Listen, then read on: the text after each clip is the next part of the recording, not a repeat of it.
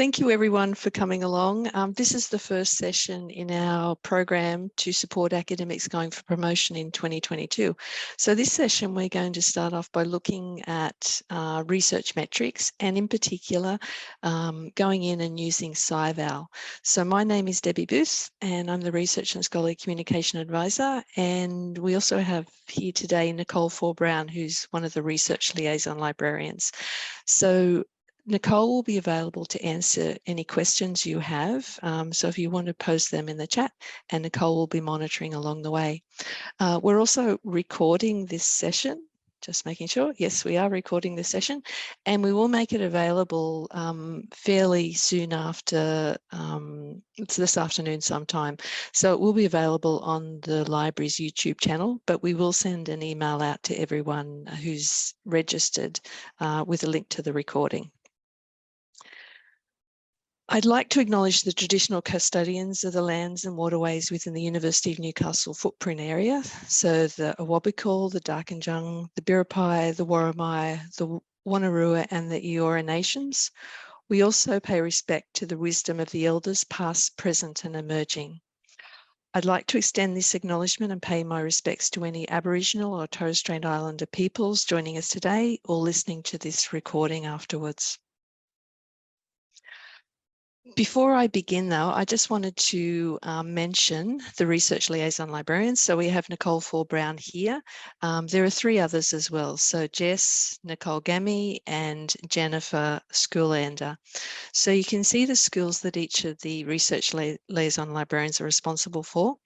If you have any questions after this session on metrics for your promotion, but generally about using the library for your research, please don't hesitate to contact your school's Research Liaison Librarian. There's also a link at the bottom of the screen as well if you forget who your person is.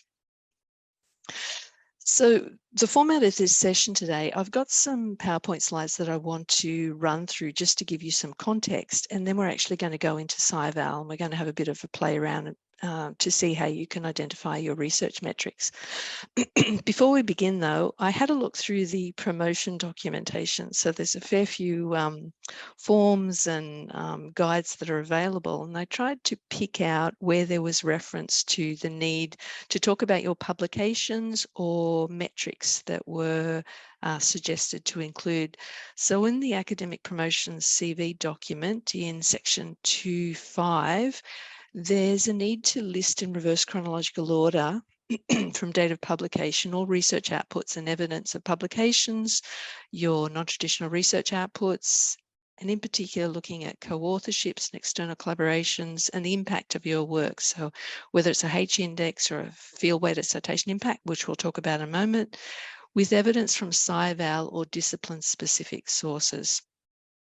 Then there's more mentioned in section 2.6, evidence of use nationally and internationally of, for example, textbooks, if you've written any of those. And then section 2.7, impact of work, and this is particularly in reference to alternative metrics. Now on Friday, we will have a session about alternative metrics and how to use Altmetric Explorer to gain access to those. In the promotions application form, there's also mention about authorship order, reputational standing in the field, and in the academic portfolio development guide, it also talks about a publication summary with evidence of quality and impact.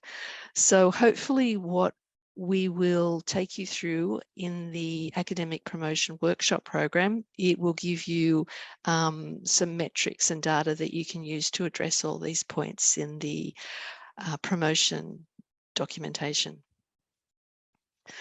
The focus of this session, though, will be SciVal. So just as by way of introduction, SciVal is a database created by Elsevier.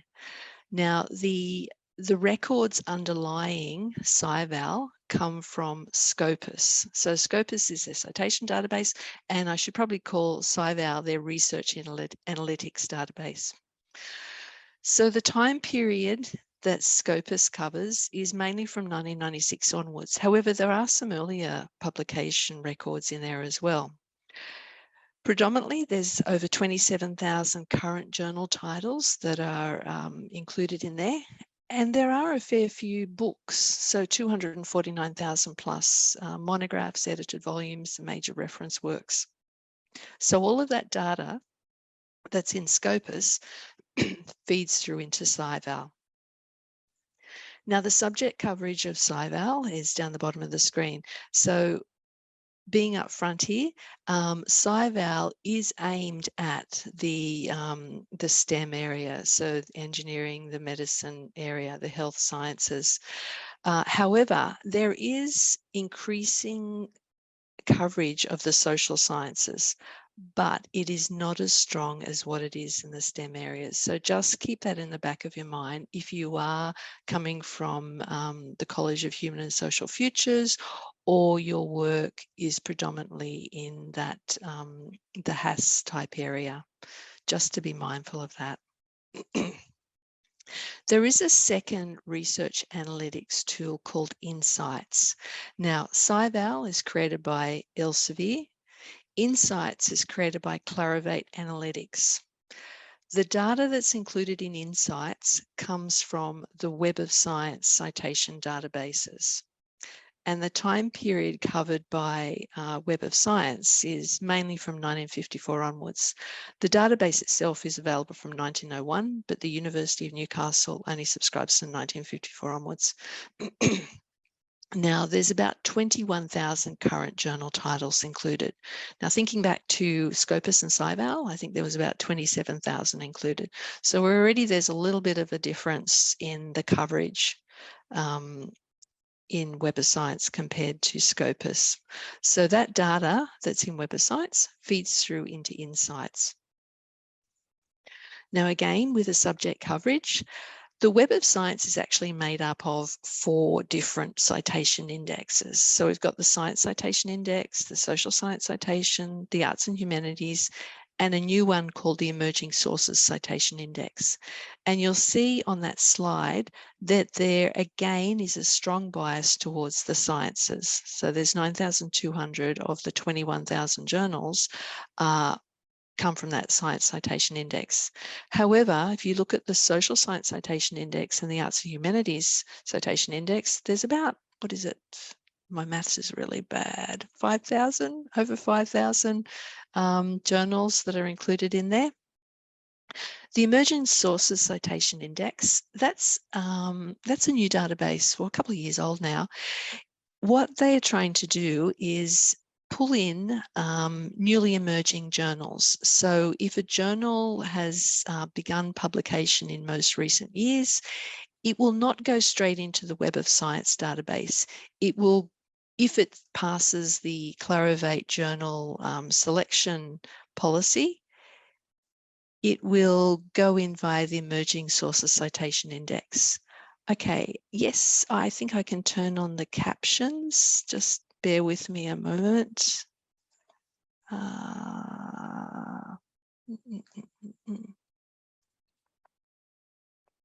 Live transcripts, enable. Okay, can you see my screen?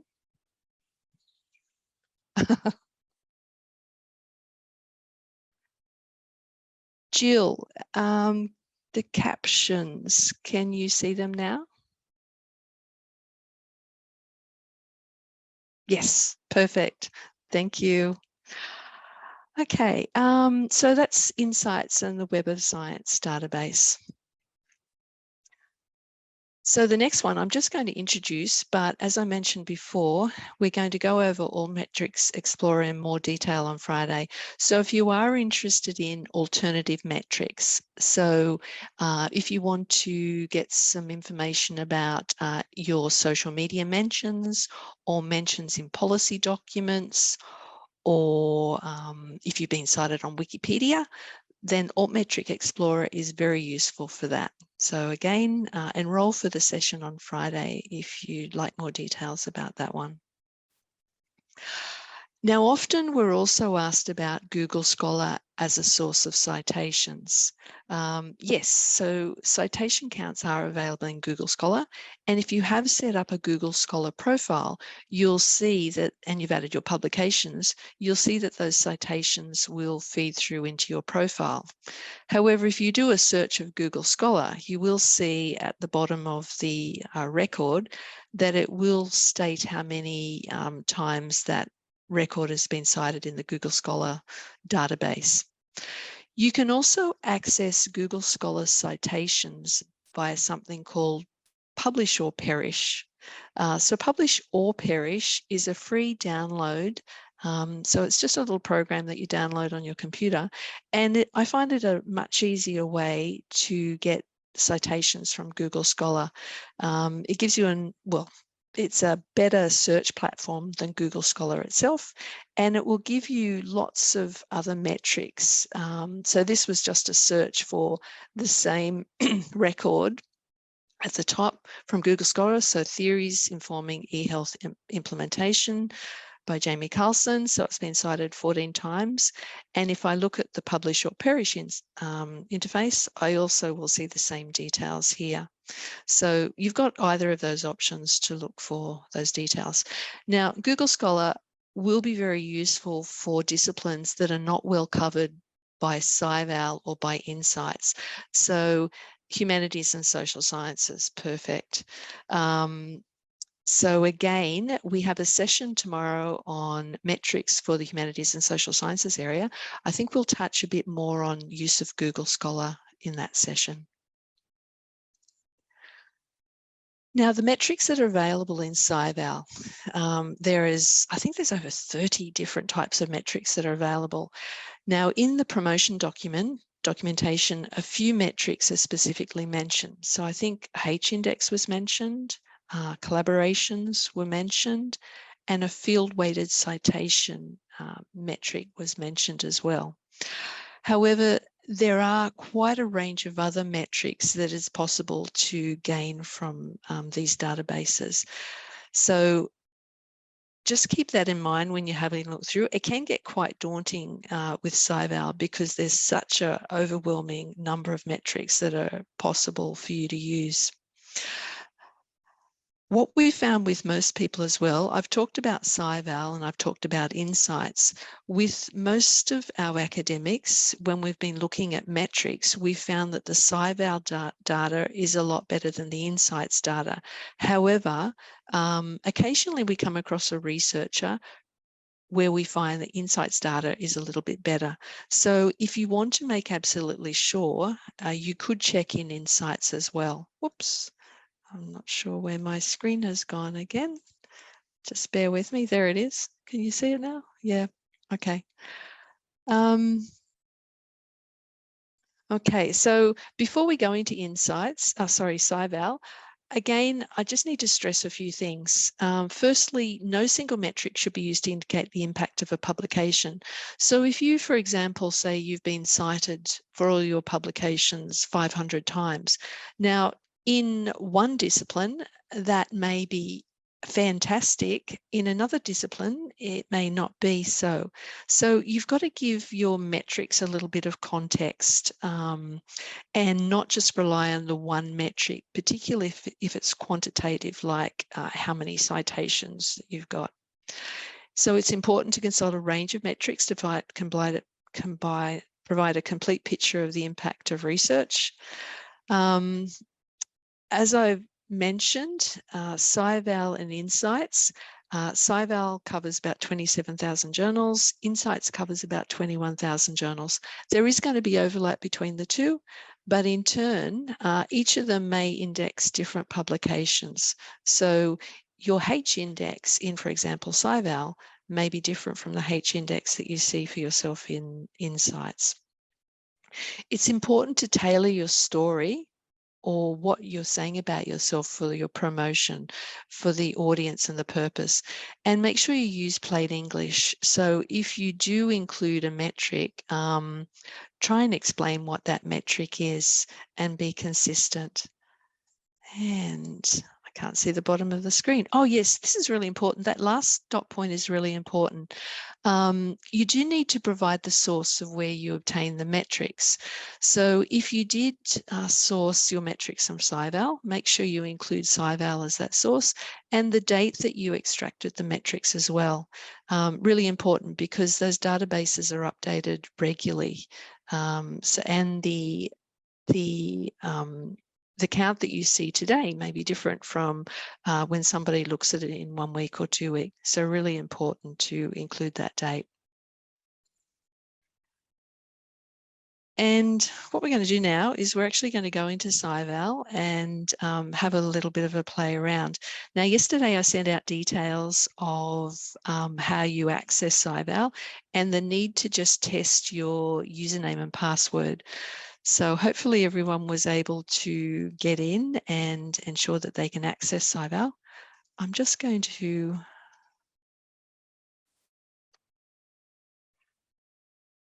see that. Yeah. Now, SciVal you can access directly via scival.com. If you forget that, there is a link to SciVal from the library's homepage. So if you go via Access on the left-hand side and via the Databases by Title link, again on the left-hand side, and choose SciVal from in here. I have SciVal open on my screen. And I'm just going to wait to make sure that everyone's okay. Are there any questions, Nicole? No. Okay. Is anyone having problems logging in? If you can let us know now.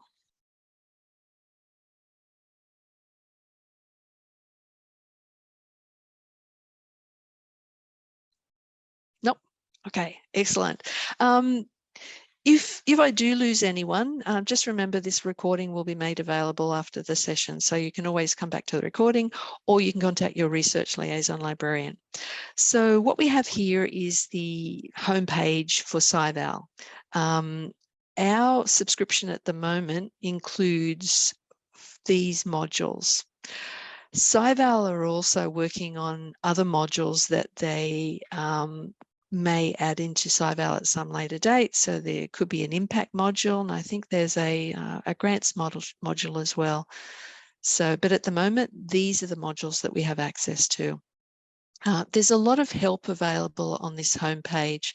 So at the top of the screen, just going to move that down, we have a information, a little question mark button that you'll see some how-to tutorials. There's also a guidebook that you can download and a bit of an intro to SciVal included there. And also if I scroll down on this home screen, I'll see that there's some webinars and again, the quick guides. Each month, there are slight enhancements to SciVal. So details about those are included at the bottom in this new in this release area. Okay, so what we're going to do though is we're actually going to pop into the overview module. So you can either click on it here or there's along the bar at the top on the right hand side. I'm just going to click on overview.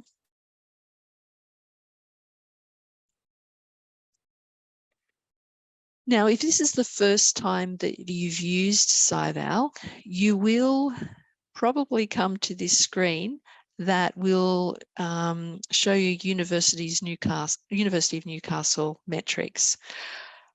If you are displaying any other screen, you can change to the University of Newcastle on the left-hand side. So on the left-hand side, you have a row of icons. So the building is for the institutions and groups, which is where we are at the moment.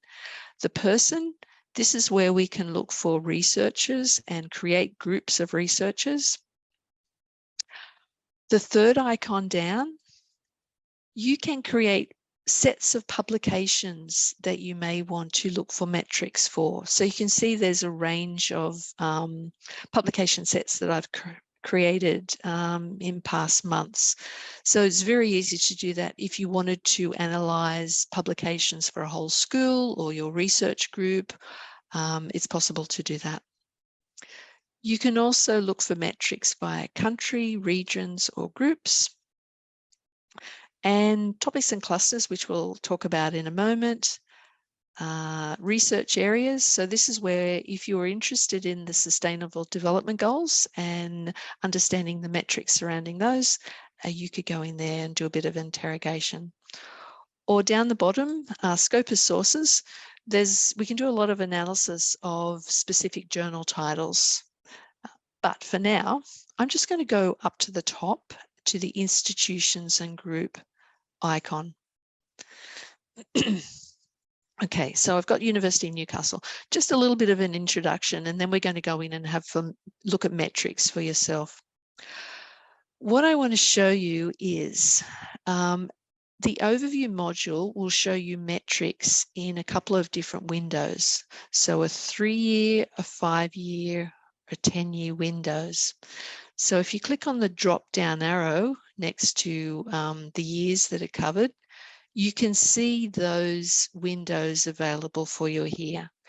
Now, remembering what I mentioned in the slides, Scopus and SciVal data goes back to 1996. In the overview module, you can only see the slices back to the most recent 10-year period, so 2012. However, it is possible to see the complete set of publications and metrics for those from 1996 onwards, and I'll show you where that is shortly. So I'm going to set this window from 2017 to 2021. At the moment, it's showing all the subject areas. However, you can change that, and what I'm seeing here are the subject areas according to an internal system they use called the ASJC, which is indicated there to the right of the drop-down list. I'm going to set that to all subjects, but what I do want to do is I want to change from ASJC to the FOR codes. So I'm going to click on ASJC and I'm going to choose FOR and move that. And yes, I do want a prefix with the FOR code and select. So the most recent FOR code classifications were loaded into SciVal last month. Okay, so across on the right-hand side, just need to move this down, where it says data sources, this tells me how up-to-date the information is from Scopus. So there will be 1 or 2 week lag in between getting the data from Scopus into SciVal. We've also got the views data. So views data relates to if you're in Scopus and you're looking at a range of records, and if you view a record, have a look at the abstract, that's what's treated as a view within Scopus. So that views data is a little bit older to load into SciVal. The funding data, we don't have access to that module, so we can ignore that one. There is some patent data that's added into SciVal as well. So you do have the option to look for that patent data there, or patent data is also loaded into Altmetric Explorer, which we'll talk about on Friday. And there's also media source data.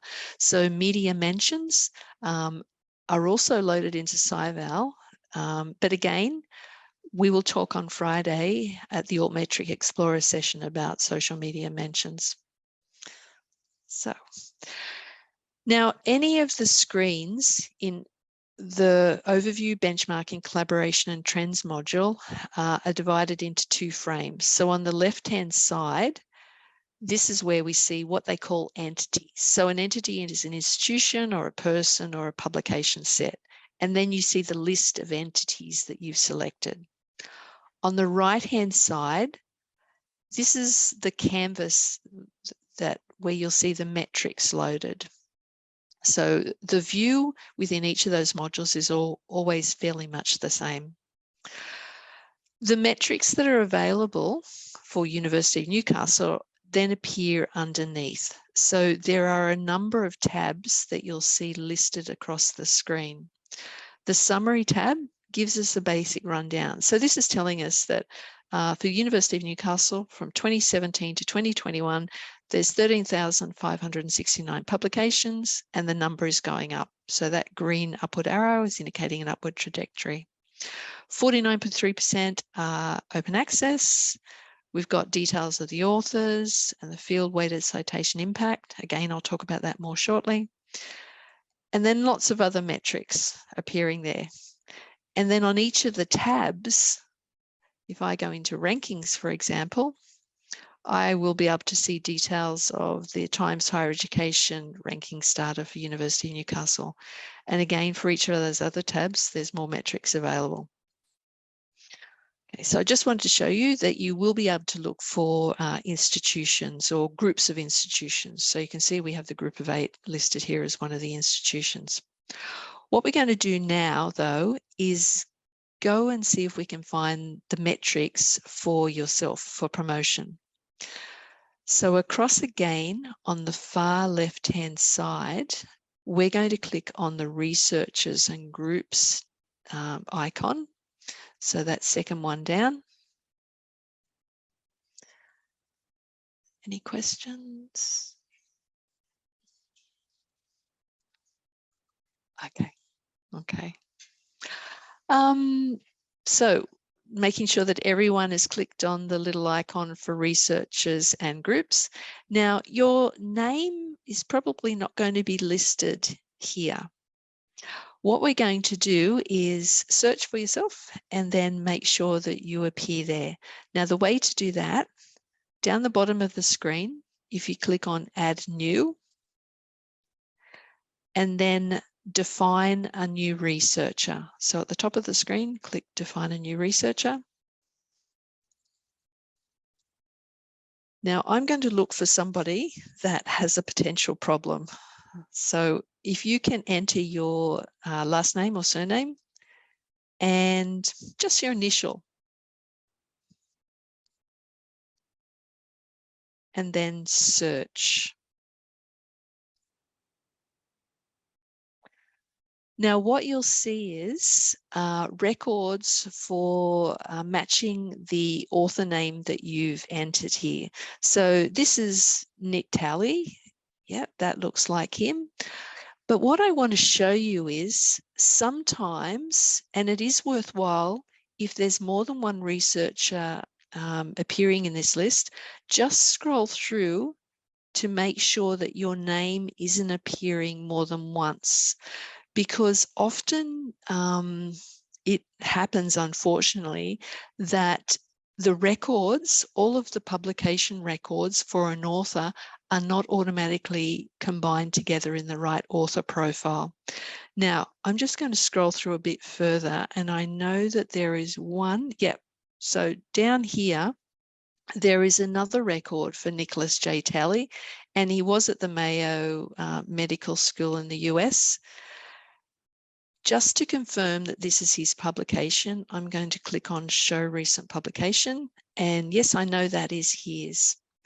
Now, what I have to do, if you do see more than one record for yourself, make sure you select them. And I know that's the only one. So I've got that one and this one. Both of these are records, publication records for Nicholas Talley. I've selected them both. And I'm going to directly go to Save Researcher.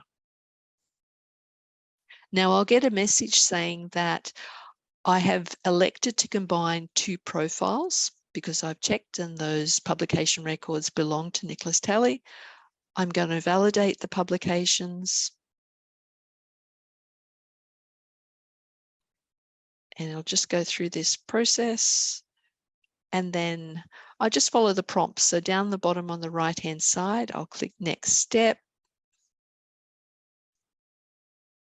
And then finally, at the bottom on the right-hand side, I'll click Save and Finish.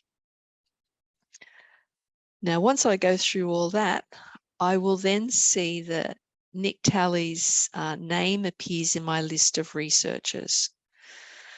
So just again, just reiterating that it's a good idea if you do see more than one profile that looks like it's for you, just have a double check and check the publications that are listed there. And if they are yours, just go through the process of selecting both profiles or however many profiles they are and validating those. I'm just going to add another new researcher. So I'm just going to click Add New again, define a new researcher, and this time I'll look for Frances K. Lampkin.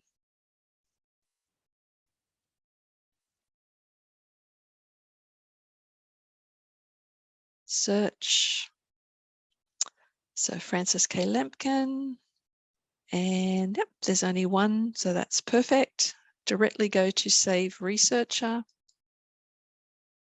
save and finish. And there we have Frances's name appearing in our list of researchers, and her profile appears here on the right frame. Any questions?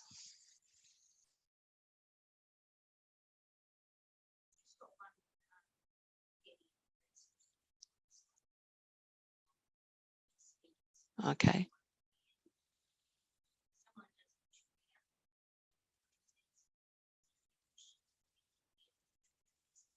Okay.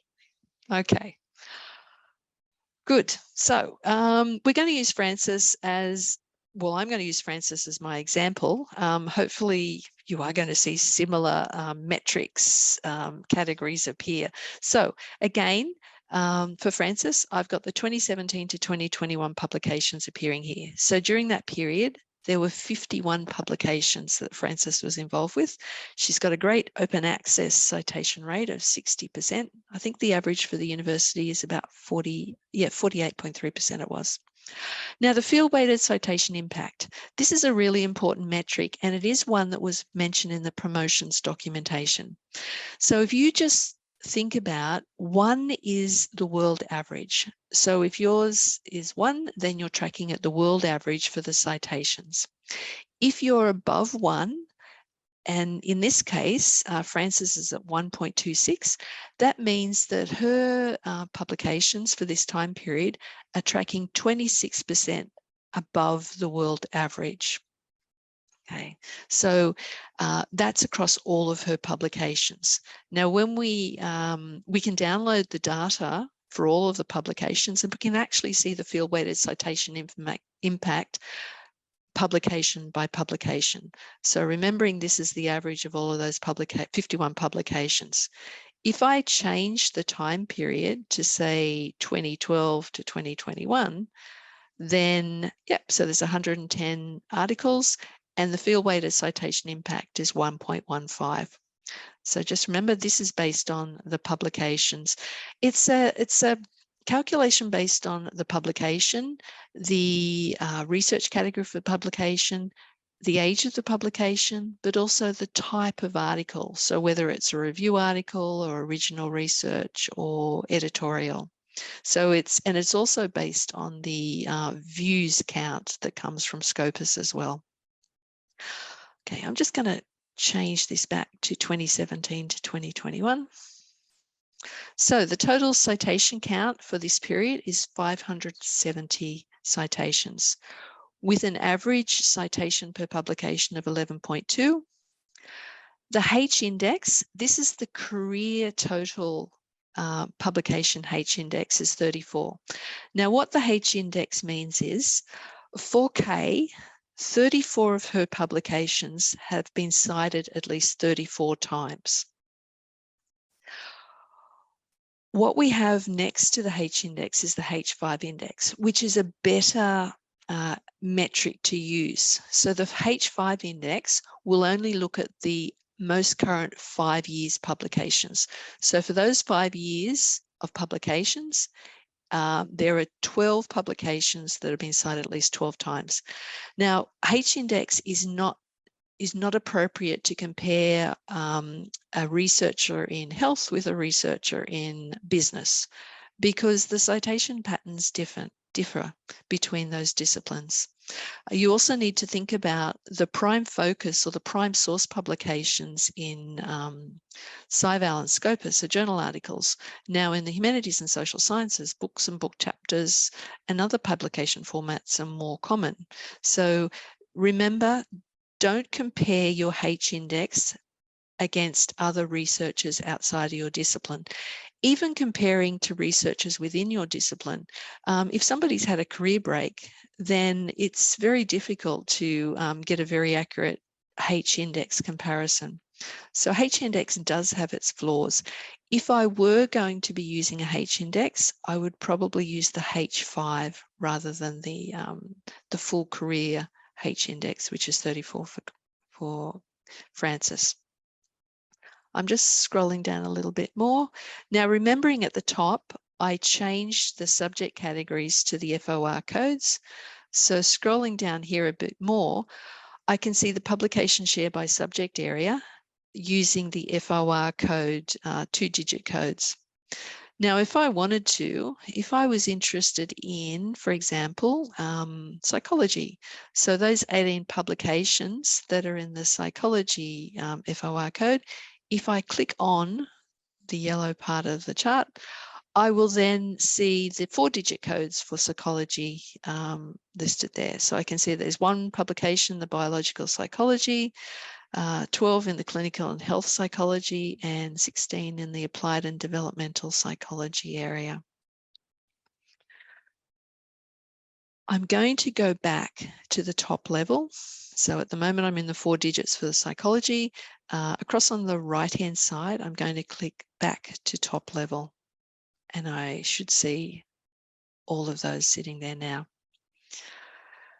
Research topics, scrolling down a bit more. This is something that SciVal creates themselves. So research topics, there's about 100,000 research topics that are available in SciVal, and there's about 3,000 clusters that are available. Now, the way they work out these research topics is based on the publications that are cited within an article, but also who cites that article itself. So it's about citation clusters. Now, sometimes the research topics make total sense, and sometimes they make no sense at all. So you just need to be aware of the limitations of the research topics when you are thinking about using the data within here. I should mention that all of these metrics, for research topics, for example, there's a little information symbol next to it, and you'll see a pop out on the right-hand side that will explain what each of the metrics mean. Just going to close that. I'm going to scroll up to the top here again. Now, a really good thing about SciVal is it's very easy to create a report. So if you wanted to create a report in PDF format or in Word format, on the right-hand side, you'll see this add to reporting option available for each cluster of the metrics. So if I click, for example, here, add to reporting, I can add to a report, and I'm going to call this report, create a new report, and I'll just call it Francis K. Lampkin, and save. So I've added this summary data to the report, and if I wanted to add the data about the publication share by subject area, I'm going to click add to report for that one as well. Yep, it's going to be added to the report for Francis K. Lampkin, and save. And as you're going through gathering your metrics, you can add them to that report and then export that report out at the end. Now we're going to work through these different tabs that are available here. So we've been sitting at the summary tab. Oh, we haven't gone all the way down to the bottom. Sorry, we'll just go down to the bottom of this one. We've got some performance indicators as well. This is another good one to add into your promotion, outputs in top citation percentiles. And I think I heard the SciVal Australia rep actually say that the two most popular metrics in SciVal is the field-weighted citation impact and the outputs in top citation percentiles. So what this is telling me here is that 15.7% of Francis's publications for that 5-year period appear in the top 10% of most cited publications worldwide. So another great metric if you want to include in your promotion. Publications in top journal percentiles. Now, this is using some of those journal quality metrics, and you're probably very familiar with the journal impact factor. There's also the SJR rank, and there's also the site score percentile, SNP, and SJR. Now, this data comes from Scopus, and Scopus has these three. So I'm actually going to change to SJR, which is one of the more common ones. So now I can see that 31.2% of Francis's publications in the most recent 5-year period appear within the top 10% of journals ranked by SJR. So you're probably more familiar with quartiles, and we can actually get the data about the quartiles when we go to that tab. International collaborations, so 31.4% of, again, of that time period have international collaborators. Academic corporate collaboration, there's usually not a lot for anyone within SciVal. Okay, just going to scroll up to the top and we'll go to topics. So again, I'm at the top of the screen and I'm going to click on the topics tab. And you can go into more detail about those SciVal topics that I mentioned before. So the 300,000, the 100,000 potentially available topics and the 3,000 clusters. So I can get more details here. Now, for example, 12 of Francis's publications are in this cognitive behavioral therapy, mental health, patient health questionnaire topic area. The field-weighted citation impact of those 12 is 0.59. The prominence percentile, it shows you the, I suppose, the popularity of this cluster area in terms of the volume of publications internationally. Now let's choose, for example, this one. This is a cluster of publications on exercise, screen time, and health and lifestyles. So Kay has 3 publications. Those 3 publications have an average field-weighted citation impact of 1.7. Now, it is possible to analyze Francis's activity in this area by clicking on this link. Just going to click on Analyze Activity by Cluster. Sorry. Sorry. And again, I can see more details sitting here. I'm just going to close this. Sorry, I clicked the wrong one. I just closed that. I'm going to go to Analyze Worldwide.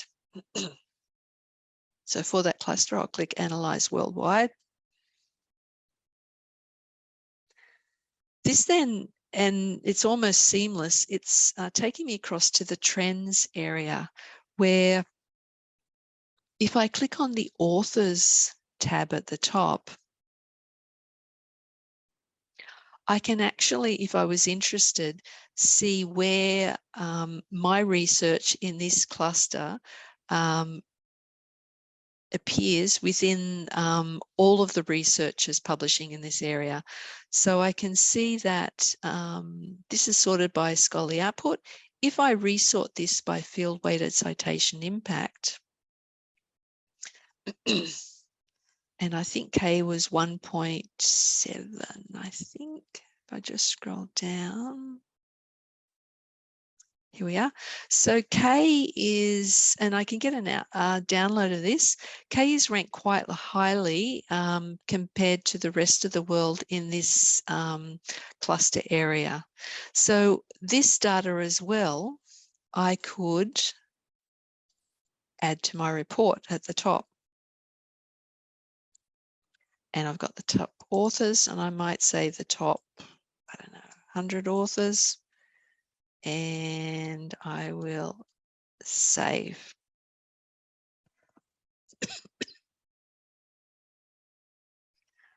Okay, now I don't want to confuse anyone.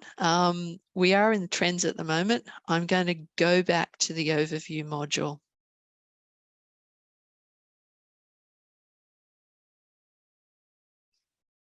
Just don't want to lose anyone. Any questions? No. Okay. Good. Next one I'm going to click is collaboration.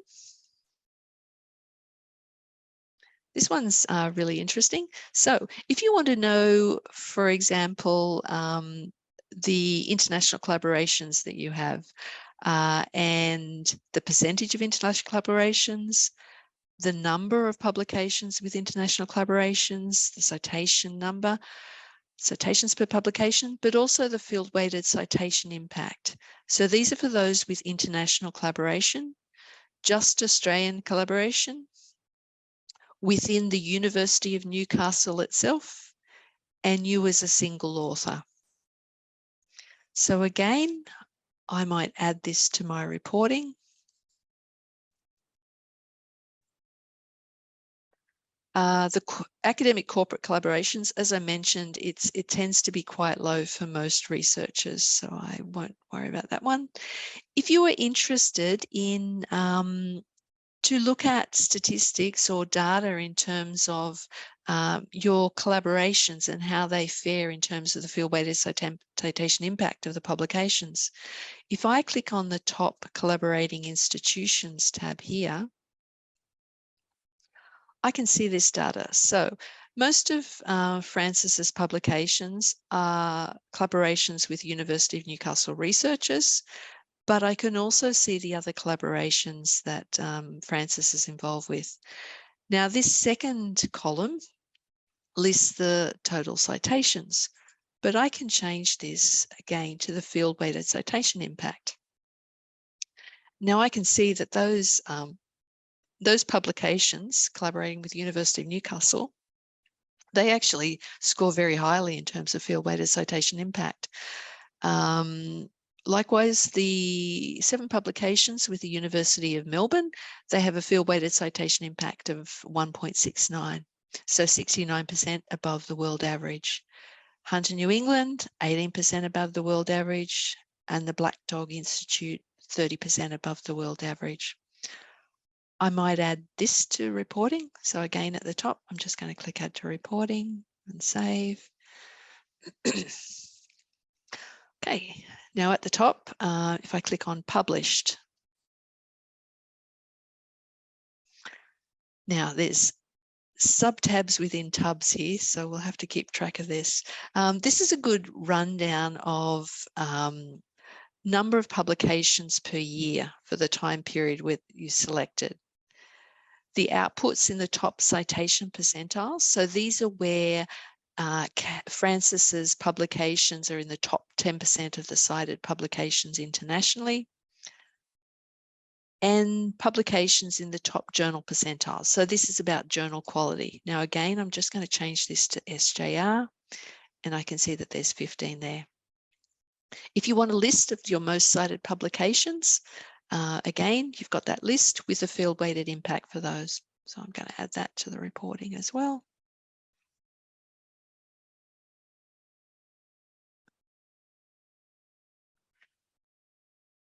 Okay, not going too fast, no questions? Okay. Okay, I'm back at the top of the screen. This next tab is really interesting, by authorship type. Now, I think one of the mentions in the promotion documentation was about your the authorship patterns within your discipline.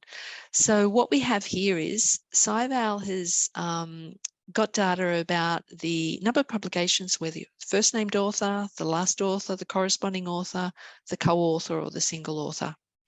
And again, you've got the number of publications, the share of authorship, so how many based on the number of authors on the publication, the field-weighted citation impact, and indication of whether the publications are in the top 10%. So some great data there that you could use in your promotions. Again, I'm going to add that to reporting.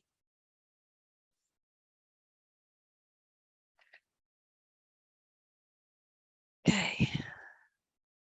By journal quartile, I'm going to click on that tab. Now this is where you can get your quartile information from. Now again, kind of annoying, but I'm going to change this to SJR again. And again, for the 5-year period that we've selected from 2017 to 2021, I can see the number of publications and the publication share in each of the 4 quartiles for the SJR rankings. So I might add that to my reporting as well.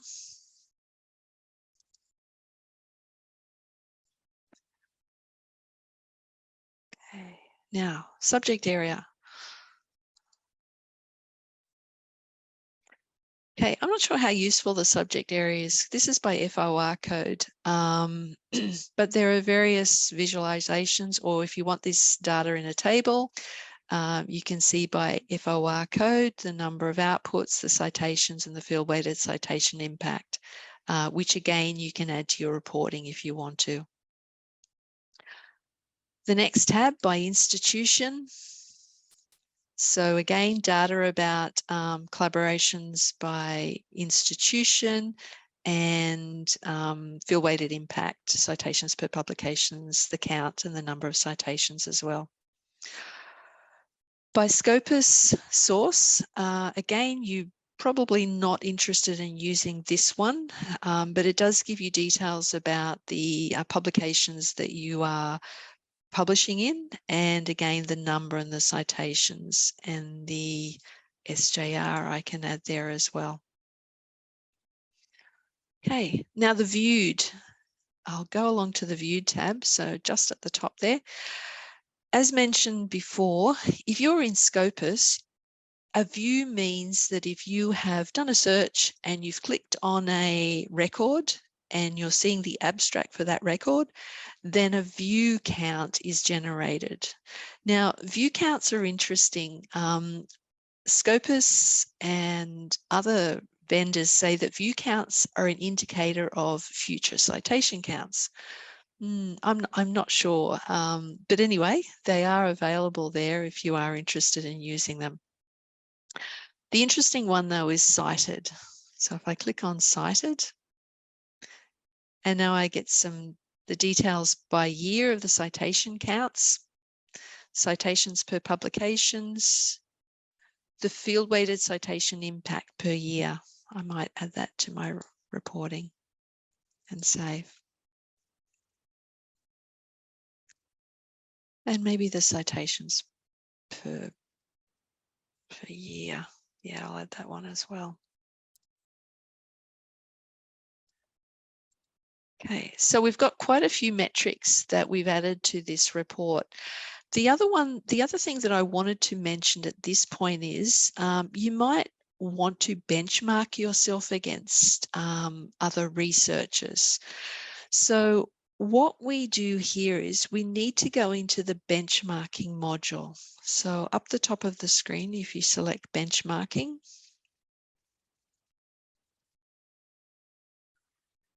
and I'm going to add Francis to this benchmark.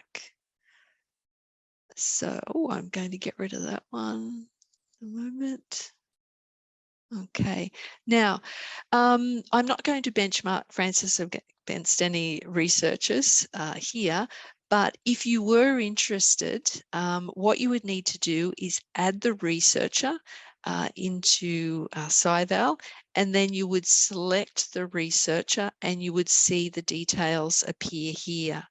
You can change the X and the Y axes. So for example, if I wanted to look at the field-weighted citation impact, actually scholarly output, no, I might do field-weighted citation impact. So the Y-axis, I'm going to change to cited, and I'm going to use field-weighted citation impact and choose metric. And now I can see that the graph has changed slightly. So, and this is, I'm comparing K to the University of Newcastle here. So the University of Newcastle orange and K is here at green.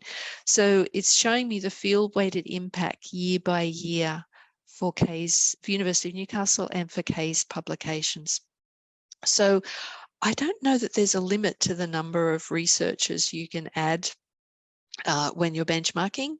I think it's something like 200, but it's always a good idea if you are using non-volume metrics to compare to, say, an Australian average. So if I want to get the Australian average in here, I'm going to go across to the flag symbol and I'm going to add Australia in. Okay, so now we've got Australia, the Australian average is the red one there. So lots of different ways you can benchmark yourself are included there. Any questions?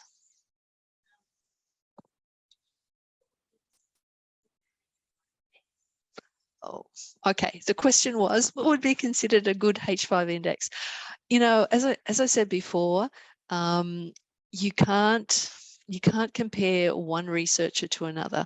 So a good H5 index, well, what would be considered a good H5 index for one researcher is totally different to someone else. So if you do want to benchmark yourself, what I would be doing in the H5 index, I would be looking for other researchers, the same career level, the same career breaks. I can't answer that definitively, I'm sorry, because it's so dependent upon discipline and career levels.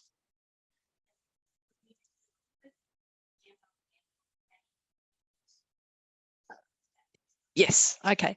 The question was, can I add can I go over the process of adding in the University of Newcastle and Australia into there? So I'm in benchmarking. So made sure that benchmarking is selected at the top of the screen. I'm going to go to people. So the second icon down. And I'm going to stop looking at K, Francis K. Lampkin, and I might look at Nick Talley. So I'll select Nick Talley down here. And now I see Nick Talley's. If there was another researcher that I wanted to compare myself to, I would go through the process of add new, define a new researcher. Who do I add in here? Mark Hoffman.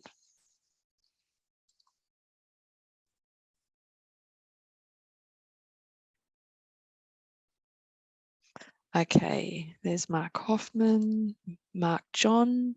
Just make sure there's no other MJs. No, that's it.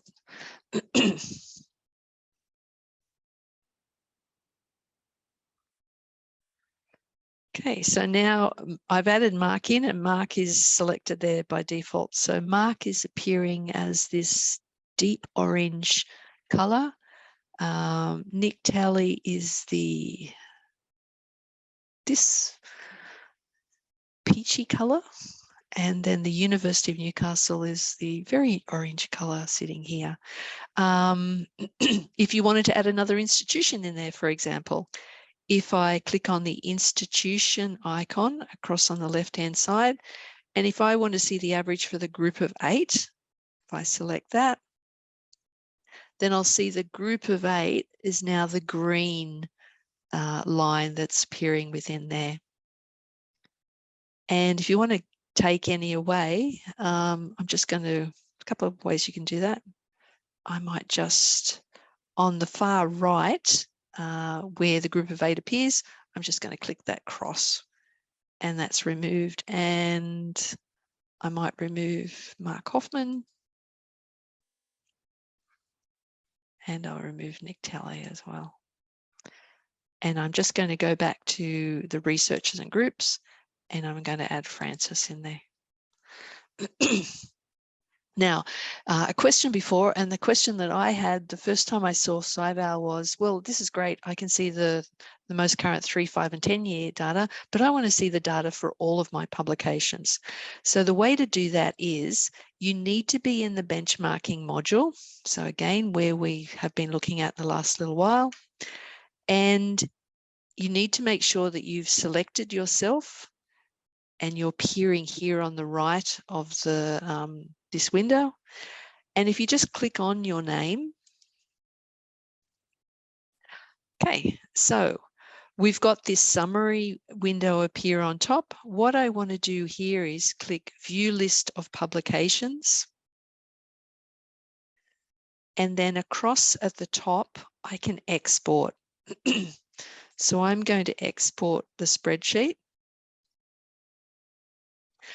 Now, this window will tell you about all the metrics that are available within SciVal. What I tend to do is I make sure I've clicked all of them. So if you can you can click the top for each of those so that we've got orange in all of the metrics available, and then export as CSV.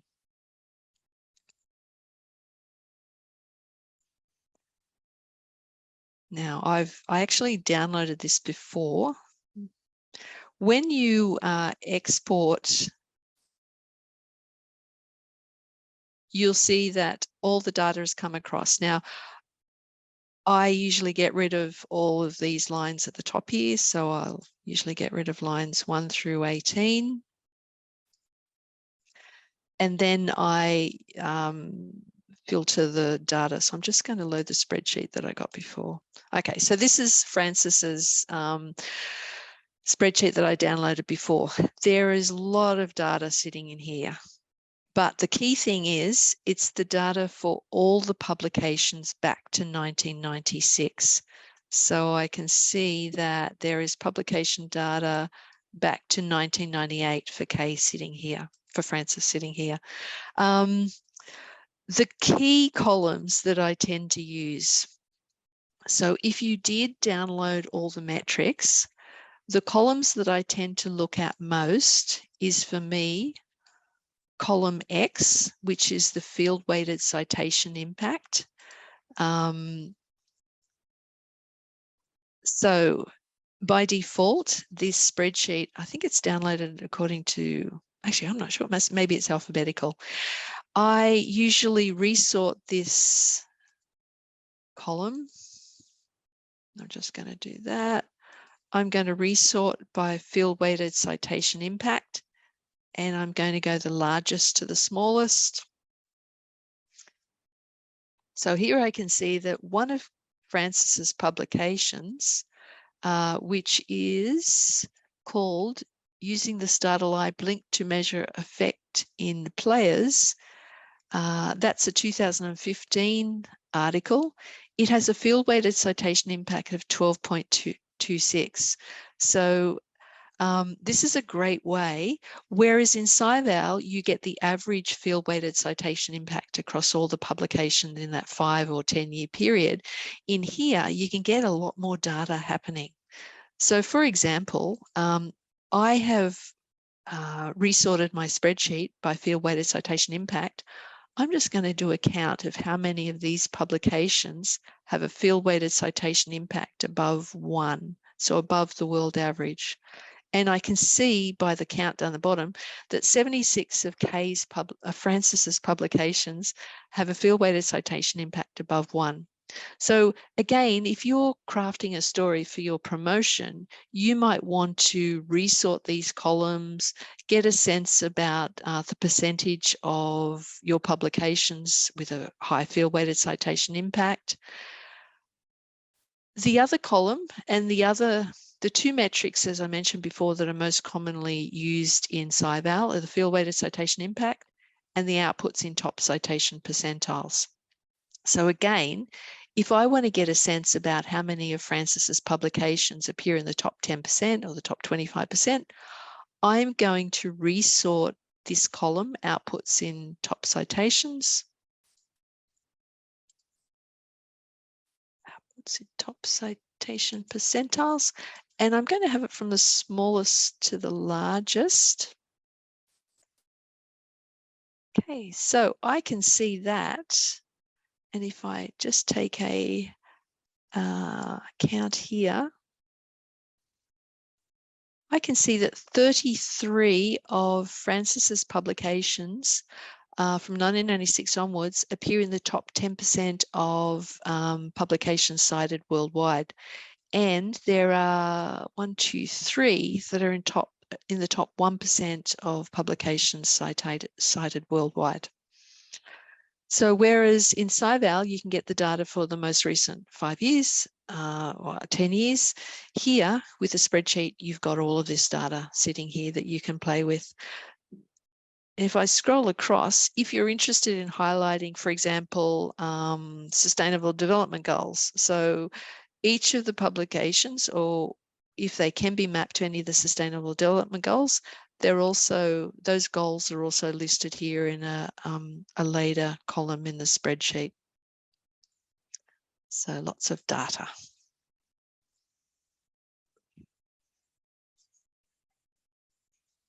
Yes, I will show the process of how to get the Excel spreadsheet again. Yeah, there's so much data in here. Okay, let me go back. Now, what you need to do is you have to be in the benchmarking module. So make sure this is selected at the top. Make sure that if you can't see the individual researchers across on the left-hand side, make sure you click on the researchers icon and you select yourself within this list. Now, if you can't see yourself in that list, you need to click on Add New, define a new researcher, then search for yourself. I'll just stop that. So I've selected Francis here if I wanted Mark Hoffman. So I'll select Mark Hoffman this time. I've selected Mark. Now across here on the right-hand side, you'll see Mark's name appear. If you click on Mark's name or your name, and you're going to get a summary of the metrics available for the researcher. So on this window, across on the left-hand side, click View List of Publications. And then on the right-hand side up the top, click Export, Export Spreadsheet.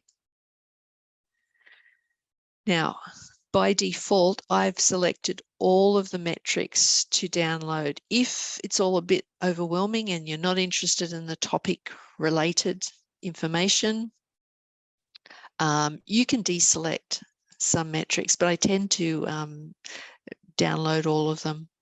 Once I've selected the metrics that I want to see, click the Export CSV link at the bottom of the screen.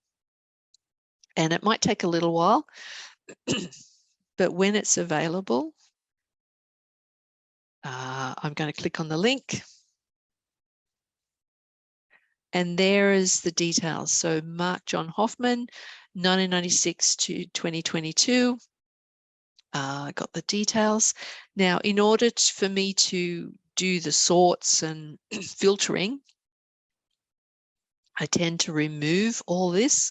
So I've highlighted all of those rows. I'll right click on the gray highlighting and then I'll delete to remove. After that, I need it colorful because I need to see the column. So I'll give it a color. And then I will apply a filter. So if you go up to the top to data and filter. And then the other thing I usually do is I like the top column to actually stay on the screen when I scroll. So the way to do that is I click on View, Freeze Pane, and then freeze the top row. And that way it stays there, because there's so many columns, you can get lost totally. And as I mentioned before, if you have downloaded all of the metrics, then the ones that you will be interested in is column X is the field weighted citation impact, and column Z is the outputs in top citation percentiles.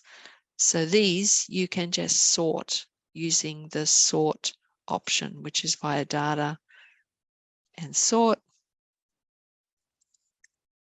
and then choose the column you want to sort. So again, field weighted citation impact. Don't select field weighted, don't set the field weighted view impact, select the field weighted citation impact. And for field weighted citation impact, you're interested in the largest to the smallest. And that's the way we got that view. Any other questions? Oh, good. Okay. I'm just going to go back to SciVal. As we were moving through SciVal, I was adding lots of data to the reports. What I want to do now is to get that report out. So back in SciVal, if I click on the reporting module at the top, and you should see the report name that you generated, that you were generating. So if I click on Francis K. Lemkin, what I have here in this window are the metrics that I selected as I was moving through SciVal. Now, if you want to rearrange these, so for example, if I wanted the top authors above, I can just drag and dump along the way. If I forgot to add a metric that I was interested in, then you can click on Add Analysis down the bottom here and add that additional metric in. But if you are happy with the metrics you have, at this point also you can change the date that the date range as well. So if I was interested in up till this current year, I can change it at this point, and the metrics would adjust to match the publication range. Now, once everything's fine, you can now up the top on the right, save as. You can save all this data in a Excel, a CSV file, or you can export as PDF or export as a Word document. I found that the Word document doesn't look very good, but the export as PDF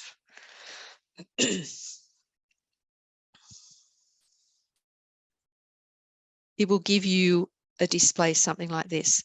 Now, the reporting is great if you want to go through, grab all these data and then have the PDF sitting beside you as you're completing the promotion documentation. Then it's great for that. Or if you're more a spreadsheet person, you might want to just go in and download all of the metrics into that spreadsheet and then play with the columns. It's however you want to use it, whether it's using the reporting to get the information or whether it's using the spreadsheet, whatever makes sense for you. Okay, any questions?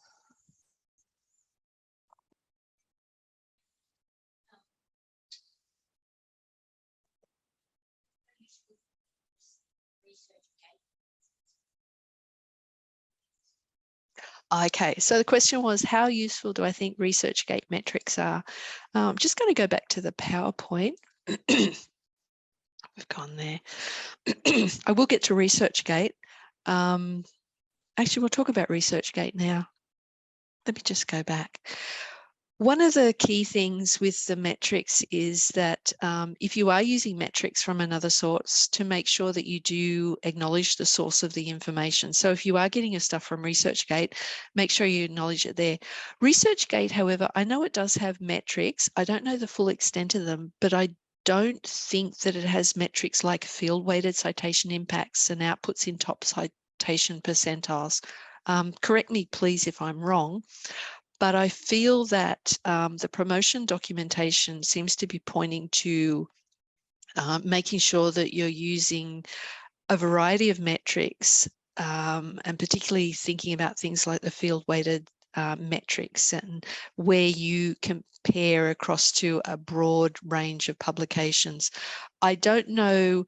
The thing with SciVal and with Insights is it's a known set of source publications. You know that the publications in Insights and Web of Science are peer-reviewed publications. In ResearchGate, I'm not too sure about the pool of source publications and the criteria they use, or if there is any criteria, and then what metrics are applied from those. So if you are wanting to use ResearchGate and the metrics are good there, just make sure that you acknowledge that source of those metrics. I just had some examples of how you could get together a bit of a story about your the metrics that you found from SciVal. So I know that there isn't a lot of room in your promotion to add a lot of data.